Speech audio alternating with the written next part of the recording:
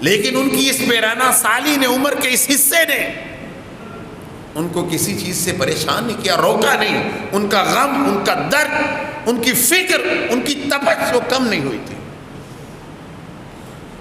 اس نے میرے بھائیو ایسے بزرگ، یہ ہمارے لیے اللہ رب العزت کی نعمت تھے. اور مجھے انشاءاللہ اس بارے میں کوئی شک نہیں ہے، مغفرت کی دعائیں سنت ہے، کرنا چاہیے. خیر اور بھلائی کی مجلسیں سنت ہے، قائم کرنا چاہیے. لیکن میرے یقین کی حد تک یہ ہے کہ انشاءاللہ وہ جنتی تھے. اللہ رب العزت نے ان کی وجہ سے بہت ساروں کو معاف کرنا ہے. یہ غم کرنے کی ضرورت نہیں ہے مجھے. انشاءاللہ مجھے ضرورت تو اس امت کا ماتم کرنے کی ہے کہ جس کے ساتھ سے اللہ کی رحمت روٹ رہی ہے، کہ اللہ اپنے پیاروں کو، جن سے اللہ محبت کرتے تھے، جن سے اللہ پیار کرتے تھے، جن کی وجہ سے زمین والوں پر رحمت ہوتی تھی، وہ زمین سے بچھڑ رہے ہیں. اس لیے یہ نعمت اصل میں ہم سے چھن رہی ہے اور ہم قیامت کے قریب ہوتے جا رہے ہیں. نبی اکرم صلی اللہ علیہ وسلم نے فرمایا تھا کہ اس کائنات سے خیر، بھلائی اور علم کو اٹھا لیا جائے گا.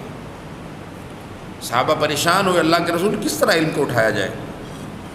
فرمایا علم اس طرح نہیں اٹھے گا کہ لوگوں کے دلوں میں موجود علم کو ختم کر دیا جائے گا، یا قرآن کریم کے الفاظ اٹھا لیے جائیں گے، یا اللہ کے رسول کی فرامین دنیا سے ختم کر دی جائیں گے. نہیں، بلکہ اللہ ان لوگوں کو اٹھا لیں گے جن لوگوں کی وجہ سے علم و خیر اور بھلائی کائنات میں باقی تھی. اس سے میرے بھائیوں فکر مندی کی ضرورت ہے. یہ کوئی خطاب کا مسئلہ نہیں ہے، یہ کوئی درس کا مسئلہ نہیں ہے.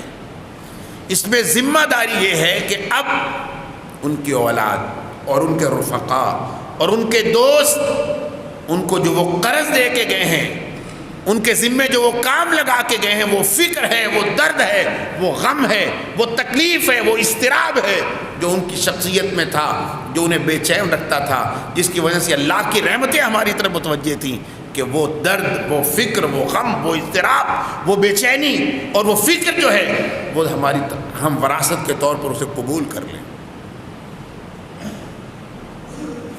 اور اگر یہ 2-4 دن کا افسوس اور دوستوں کا اکٹھا ہونا اور افسوس کے چند رسمی کلمات کہہ کے واپس چلے جانا اور کچھ صدقہ اللہ کے راستے میں کر کے اپنے والد کا حق ادا کرنے کی کوشش کرنا، اگر ہم اسے سمجھیں گے کافی، تو وہ میرے حاجی صاحب کے ساتھ انتہائی بے انصافی ہے. اور سب سے پہلے میرا یہ تقاضا ان کی اولاد سے اور ان کے رفقا سے ہے، جو ان کے دوست تھے، جو ان کے ساتھ تھے، کہ جس طرح وہ بے چین تھے، جس طرح وہ مضطرب تھے، جس طرح ان کی راتوں کی نیندیں حرام تھیں، کہ ایک ایک گلی، ایک ایک بندہ ہر سے سمجھتے تھے کہ کچھ نہ کچھ لوگ اللہ کی طرف پلٹ آئے. یہ غم دیکھ رہے اب کیا ہے؟ لوگ اللہ سے دور کیوں ہیں؟ لوگ اللہ سے روٹھے ہوئے کیوں ہیں؟ لوگ یہ سمجھ کیوں نہیں رہے کہ ہماری فلاح کس میں ہے؟ لوگ اس تکلیف کو کیوں نہیں سمجھ رہے کہ ان کو مر کے اللہ کے حضور کھڑے ہو کے اپنی زندگی کی جواب دہی کرنی ہے؟ وہ تو اس جواب دہی کے تصور کے ساتھ زندہ رہے اور آج اللہ کے پاس چلے گئے، اور اللہ رب العزت یقیناً ان سے خوش ہیں. ہمارا جو ان سے نیک اعمال کا تعلق وہ صرف یہ ہے کہ ہمارے نیک اعمال سے ان کے درجات بلند ہوں گے، ہماری مغفرت سے ان کا مقام بڑھے گا اللہ کے ہاں، ہماری بھلائی کی دعاؤں سے اللہ رب العزت ان کے لیے اور آسانیاں اور وسعتیں عنایت فرمائیں گے. لیکن اصل چیز ان کی وراثت وہ درد ہے، وہ غم ہے، وہ فکر ہے، وہ بے چینی ہے، وہ قرآن سے تعلق ہے، وہ دین کو سمجھنا ہے اور لوگوں کی زندگیوں میں دین کو اتارنا ہے جو ہمیں اپنی زندگی سے درس دے کے گئے ہیں. اس لیے میرے بھائیو، ایسے لوگ کسی گھرانے کا، کسی ایک خاندان کی وراثت نہیں ہوا کرتے، وہ امت کی وراثت ہوتے ہیں. تو آج کی یہ گفتگو اصل میں اس بارے میں ہے کہ ہم ان کو زندہ رکھیں، ہم ان کو یہ نہ سمجھیں کہ وہ دنیا سے چلے گئے. اور وہ زندہ کس بات سے ہوں گے؟ ان کی زندگی اس بات میں ہوگی کہ وہ فکر، وہ درد، وہ غم جو وہ لے کے مرے ہیں، اللہ کے پاس چلے گئے ہیں، اس فکر، اس درد کو ہم زندہ رکھیں اور بے چین ہو کے ان کی طرح پھرتے رہیں. اس کسوال کی گلیوں میں، چیچا وتی کی گلیوں میں، اس کے گاؤں میں، جگہ جگہ.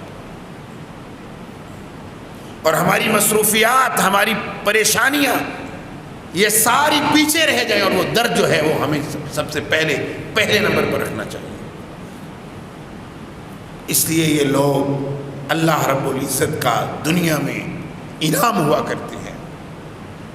یہ جو آیت انہی کے بارے میں ہے کہ جو بھائی نے تلاوت کی، یا ایتھا النفس المطمئنہ۔ نفس مطمئن کا مطلب کیا ہے؟ اطمینان والی جان کا مطلب کیا ہوتا ہے؟ کہ جو اللہ کے حضور پیش ہونے سے ڈرتا نہیں ہے، جو اللہ کی ملاقات کا شوق رکھتا ہے، جس کی زندگی زندہ رہنے کے لیے نہیں ہوتی، زندگی بخشنے کے لیے ہوتی ہے، جس کے شب و روز اپنی ضروریات پوری کرنے کے لیے نہیں ہوتے بلکہ امت کو جگانے کے لیے ہوتے ہیں، اور جس کا درد اپنی کسی بیماری یا زخم کا درد نہیں ہوتا بلکہ سینے میں مرود بہت ناسور ایسے بن چکے ہوتے ہیں جو لوگوں کی دین سے دوری، اللہ سے دوری، اپنے مقصد سے دوری کو دیکھ کر رستے رہتے ہیں۔ اس لیے میرا غم یہ ہے، میرا درد یہ ہے کہ اللہ رب العزت ان ہستیوں کو اٹھا کے شاید ہمارے ساتھ کوئی بہت بڑے حادثے کا فیصلہ کر چکے ہیں کہ اب دنیا والے اس قابل نہیں رہے کہ ان کے اندر ہمارے ایسے لوگ رہے جو ہمارا انعام تھے، جو ہماری برکت تھی، جو رحمت تھے، وہ لوگ اٹھا لیے گئے۔ اللہ اکبر۔ باقی کامیابی اور ناکامی کا فیصلہ تو ہمیں علم ہونا چاہیے کیا ہے۔ اللہ رب العزت نے قرآن کریم میں فرمایا ہے فَمَنْ زُحْزِحَ عَنِ النَّارِ وَأُدْخِلَ الْجَنَّةَ فَقَدْ فَازَ۔ ابھی حافظ صاحب نعت پڑھ رہے تھے، بھئی اللہ کے رسول صلی اللہ علیہ وآلہ وسلم کے بارے میں قبر میں یہ بات کا جواب دے دینا کہ یہ میرے نبی ہیں، یہ کوئی یاد کرنے والی بات نہیں ہے، یہ نعت میں پڑھنے والی بات بھی نہیں ہے۔ یہ تو اللہ کے رسول کا وہ درد ہے جس کے بارے میں نبی اکرم اللہ نے فرمایا تھا فَلَعَلَّكَ بَاخِعٌ نَفْسَكَ عَلَىٰ آثَارِهِمْ إِن لَّمْ يُؤْمِنُوا۔ اللہ رب العزت نے کیا فرمایا؟ فَلَعَلَّكَ بَاخِعٌ نَفْسَكَ، اے میرے حبیب، یعنی اللہ رب العزت کی برداشت دیکھیں کیا ہے، اللہ کی ذات کتنی بڑی ہے۔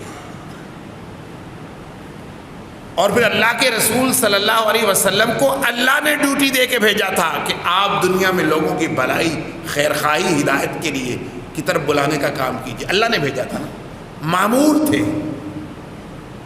اللہ کی طرف سے بھیجے گئے تھے۔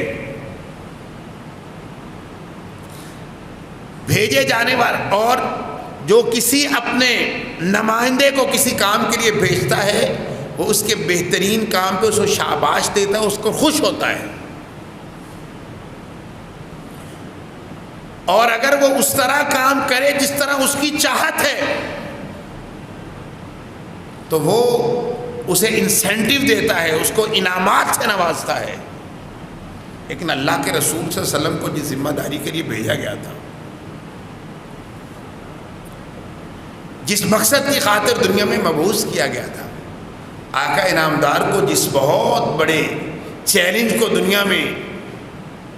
دنیا کے سامنے پیش کر کے اس کو حل کرنے کے لیے بھیجا گیا تھا، اللہ کے رسول صلی اللہ علیہ وسلم نے اس کو اس طرح حل کیا کہ اللہ کو ترس آنا شروع ہو گیا۔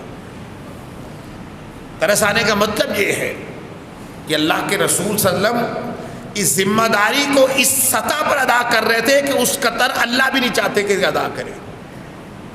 سمجھ آ رہی میری بات؟ اللہ ایک حد تک ذمہ داری دیتے ہیں نا۔ اللہ کے رسول نے اس درد، اس غم سے کیا کہ اللہ رب العزت کو کہنا پڑا فَلَعَلَّكَ بَاخِعٌ نَفْسَكَ عَلَىٰ آثَارِهِمْ۔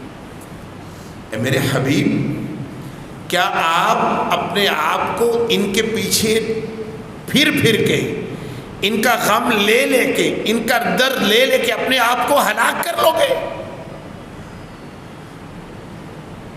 اپنے آپ کو برباد کر لو گے؟ باخی النفس، اگر یہ ایمان نہیں لاتے تو کیا تم اس سطح تک پہنچ جاؤ گے کہ اپنی ذات کی بھی کوئی پرواہ نہیں کرو گے؟ ایسا مت کرو۔ اور دوسری جگہ فرمایا یا ایھا المزمل قم اللیل الا قلیلا، اتنی محنت اللہ کو راضی کرنے کی، اتنی کوشش رات کو اتنا قیام کہ پوری پوری رات کھڑے رہتے ہو.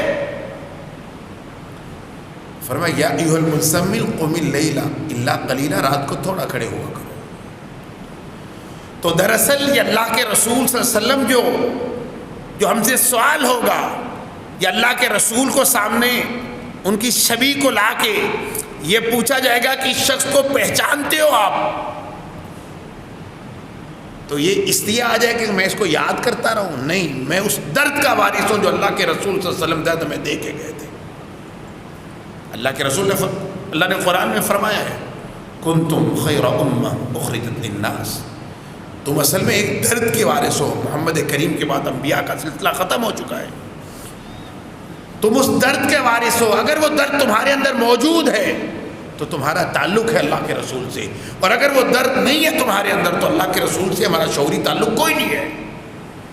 ہم تو ایک درد کے وارث ہیں،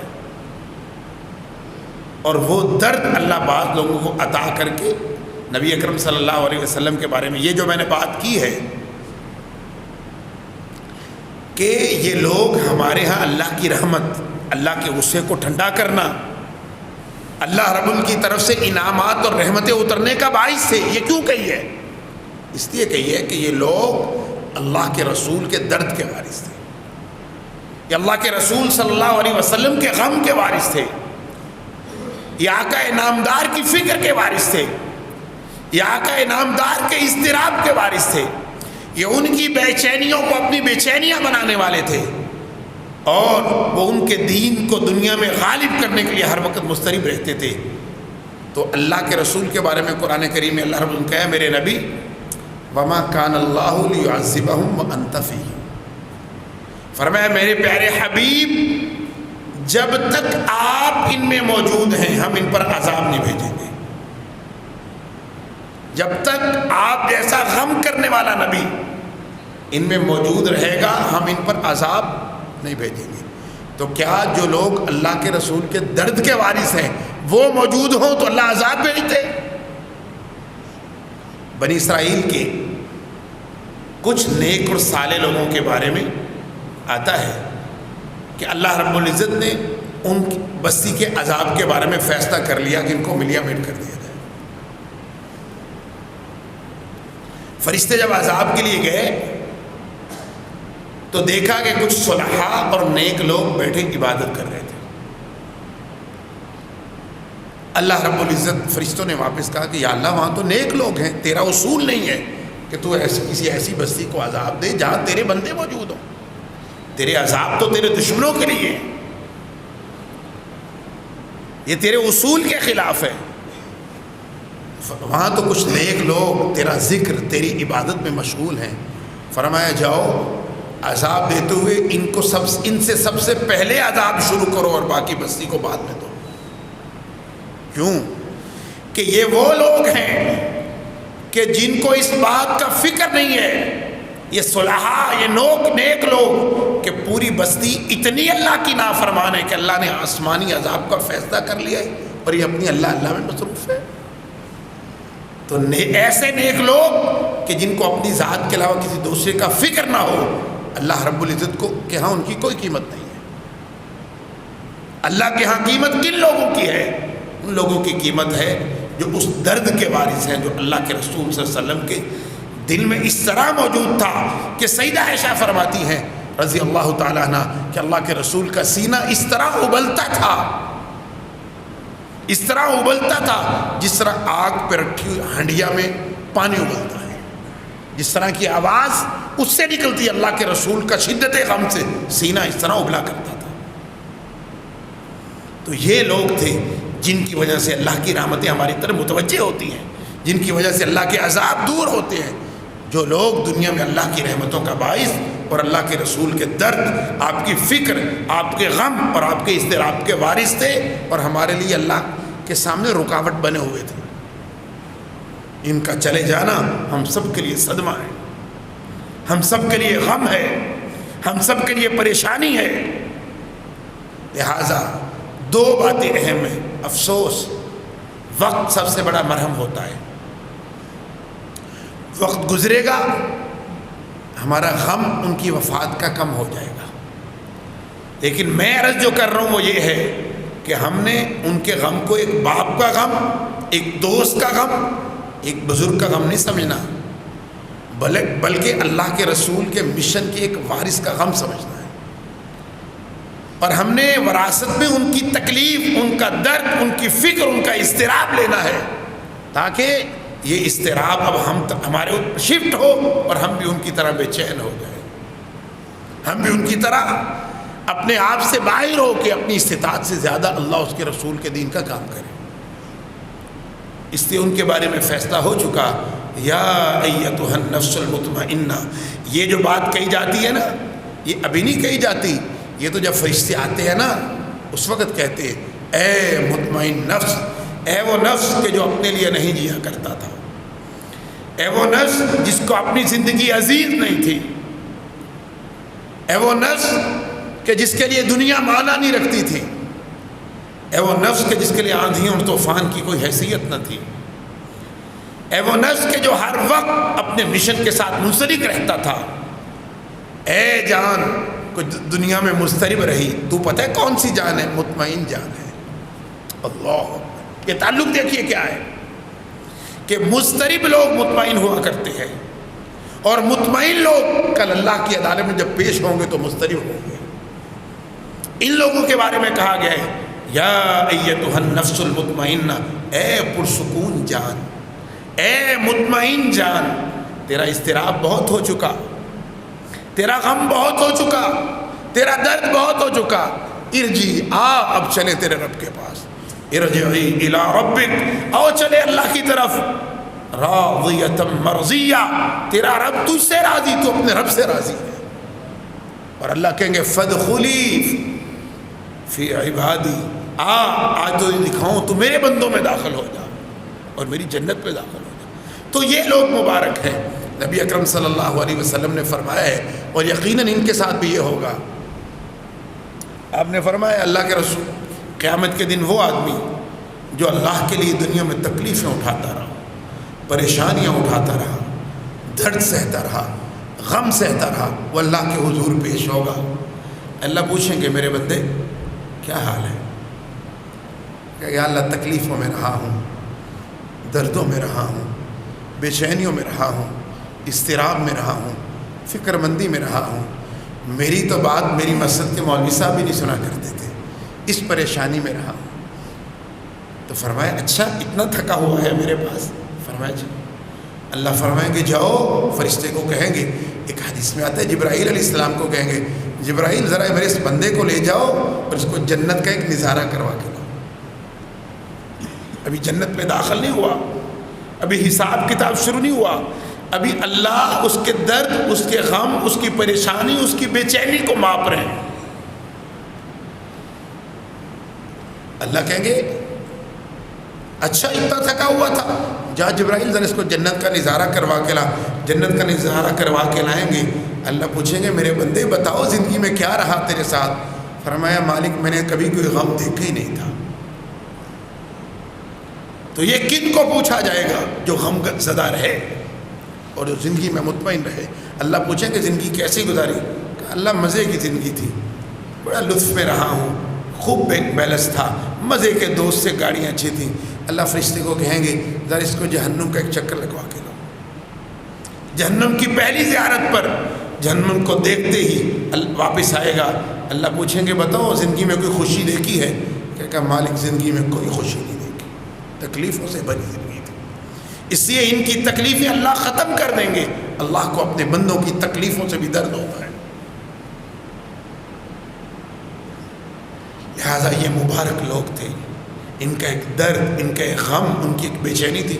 مجھے نہیں احساس ہوتا ابھی کوئی کھڑا ہو جائے تو شاید ہو جائے کہ اب چیچا بتی میں ان جیسا کوئی بندہ موجود ہے، اللہ پیدا کر دے کہ یہ درد، یہ غم میرا ان کا غم بن جائے، یہ اللہ پیدا کر دے، اللہ کے لیے مشکل نہیں ہے۔ اس لیے میرے بھائیوں آج کی یہ مجلس، اس میں نوحہ کسی شخص کے مرنا کے نہیں ہے، امت کے مرنے کا نوحہ ہے۔ اس میں نوحہ کسی باپ کے مرنے کا نہیں ہے، امت پر باپ کی طرح امت کے سر پر ہاتھ رکھنے والے بندے کا ہے۔ یہ تکلیف کسی ایک شخص کی نہیں ہے جو بہت ساری تکلیفوں کو اپنے سینے میں سمائے رکھتا تھا، اس کی تکلیف ہے۔ اور یہ ماتم کسی ایک شخص کا ماتم نہیں ہے، بلکہ وہ آدمی جو امت کے درد پہ ماتم کیا کرتا تھا اس کا ماتم ہے۔ لہذا اس درد کو محسوس کریں اور اس درد کو درد بنائیں، اس غم کو اپنا غم بنائیں، اور ہم انشاءاللہ دیکھیں، میں مطمئن ہوں ان کے بارے میں کہ اللہ نے ان کے ساتھ بہت اچھا فیصلہ کیا ہے۔ کیا لینا ہے اللہ نے ان سے حساب؟ اللہ پوچھیں گے حاجی مشتاق بتاؤ زندگی کیا ہے؟ کہیں گے اللہ تجھے بھی بتانے کی ضرورت ہے۔ اللہ، اس لیے ہم دعا کریں گے ان کے لیے، اپنی بخشش کے لیے۔ آپ نے جنازے کی دعا پڑھی ہے؟ جنازے کی دعا پتہ ہے کیا ہوتی ہے؟ اللہم اغفر لحینا و میتنا۔ جتنی ہم جنازے والے کے لیے کرتے ہیں اتنی اپنے لیے کرتے ہیں کہ اللہ اس نیک آدمی کی نیکی کی وجہ سے ہم کو بخش دے۔ لہٰذا اب وقت ہے کہ ہم ان کے لیے، ایک نبی اکرم صلی اللہ علیہ وسلم فرمایا کہ ان کے لیے دعا کرنی چاہیے۔ دعا کو ان کو فائدہ یہ ہوتا ہے کہ اللہ ان کے درجات بلند فرمائیں گے، ان کا مقام بلند فرمائیں گے۔ تو آئیے ہم سب مل کے ان کے لیے دعا کریں۔ کوئی درس کا وقت نہیں تھا، بس میں آپ کو ان کا تعارف کروانا چاہتا تھا۔ بعض دفعہ بندے کا زندگی میں احساس نہیں ہوتا، جب چلا جاتا ہے تو پھر کمیوں کا احساس ہوتا ہے۔ اب آپ کو پتہ چلے گے وہ کیا تھے۔ زندگی میں بعض دفعہ ہم بندے کی قیمت کم لگاتے ہیں، مرنے کے بعد احساس ہوتا ہے کہ اس کی قیمت کیا تھی۔ اللہ رب العزت مجھے اور آپ کو ان کے درد کو شیئر کرنے کی توفیق نصیب فرمائیں۔ ابھی آپ اور ہم سب مل کے ان کے لیے دستے دعا بلند کرتے ہیں کہ اللہ رب العزت ان کے درجات بلند فرمائے۔ بسم اللہ الرحمن الرحیم۔ یا رب لک الحمد کما ینبغی لجلال وجهک وعظیم سلطانک۔ یا رب لک الحمد کما ینبغی لجلال وجهک وعظیم سلطانک۔ الف لام میم اللہ لا الہ الا هو الحی القیوم وإلہکم الہ واحد لا الہ الا هو الرحمن الرحیم۔ اللهم صل على محمد وعلى آل محمد كما صليت على إبراهيم وعلى آل إبراهيم إنك حميد مجيد۔ اللهم بارك على محمد وعلى آل محمد كما باركت على إبراهيم وعلى آل إبراهيم إنك حميد مجيد۔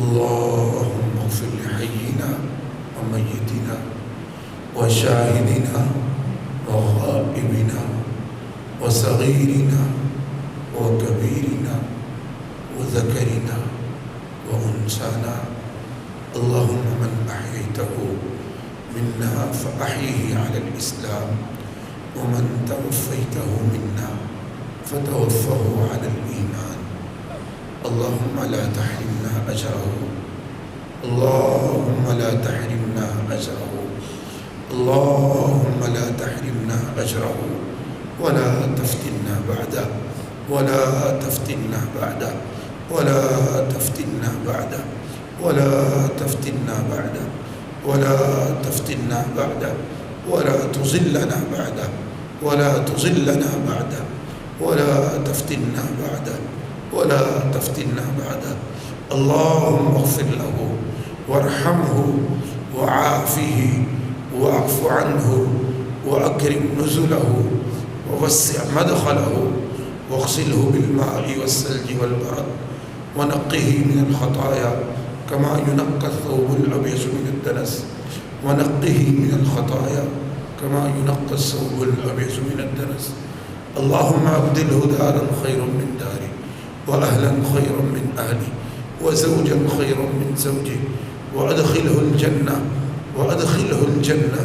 وأعزه من عذاب القبر ومن عذاب النار وأعزه من عذاب القبر ومن عذاب النار وأعزه من عذاب القبر ومن عذاب النار وأعزه من عذاب القبر ومن عذاب النار، اللهم وسع مدخله، اللهم وسع قبره واجعله روضة من رياض الجنة واجعله روضة من رياض الجنة۔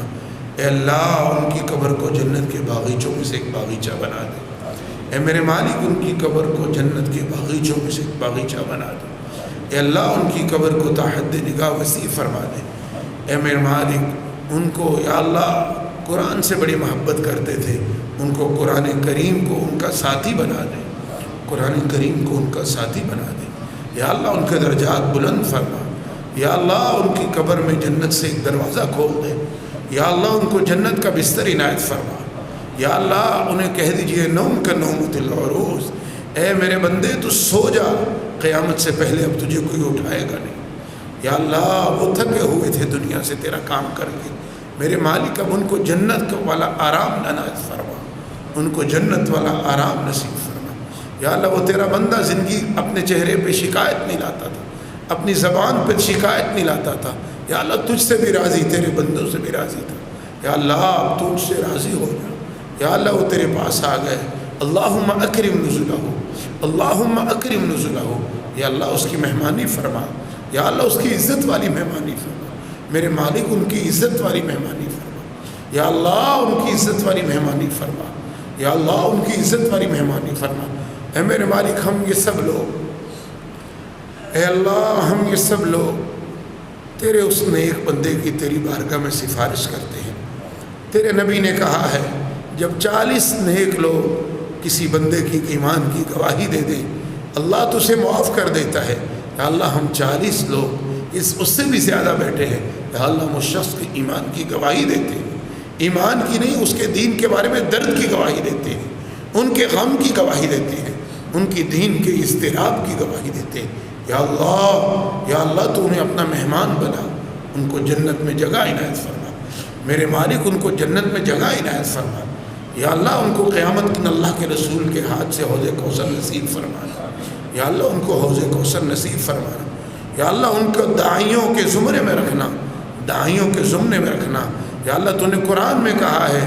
کہ جو تیرے دین کی دعوت دیتا ہے اس کو تو نا ختم ہونے والا اجر دیتا ہے یا اللہ، ان کے اجر کو بھی نا ختم ہونے والا بنا دے یا اللہ، ان کے اجر کو بھی نا ختم ہونے والا بنا دے یا اللہ، ان کے اجر کو نا ختم ہونے والا بنا دے یا اللہ، ہم اس قابل نہیں ہیں کہ سفارش کر سکیں، لیکن تیرے نبی نے کہا ہے سفارش کیا کرو یا اللہ، ہم اپنے گناہوں کے پہاڑوں کے ساتھ، لیکن تیری نبی کی محبت اور تیری توحید کے ساتھ تیری بارگاہ میں سفارش کرتے ہیں کہ یا اللہ، ان پر رحم فرما، ان کی مغفرت فرما، ان کے درجات کو بلند فرما، ہمیں ان کا چین، ان کا درد، ان کی فکر کو اپنانے کی توفیق دے، ان کا چین، ان کا درد، ہمیں فکر کو اپنانے کی توفیق نصیب فرما یا اللہ، تو ان سے راضی ہو جا یا اللہ، ہم سے بھی راضی ہو جا یا اللہ، ان سے راضی ہو جا میرے مالک، تو ان سے راضی ہو جا یا اللہ، ہمیں ان کے کام جو وہ چھوڑ گئے ہیں پورے کرنے کی توفیق دے یا اللہ، جو کام چھوڑ گئے ہیں تیرے کام ہیں یا اللہ، پورے کرنے کی توفیق دے یا اللہ، جو خیر اور بھلائی کا راستہ دے گئے ہیں اس راستے کو اپنانے کی توفیق نصیب فرما، صلی اللہ تعالی علی خیر خلقہ وحبیبہ محمد وعلی آلہ واصحابہ اجمعین برحمتک یا ارحم الراحمین۔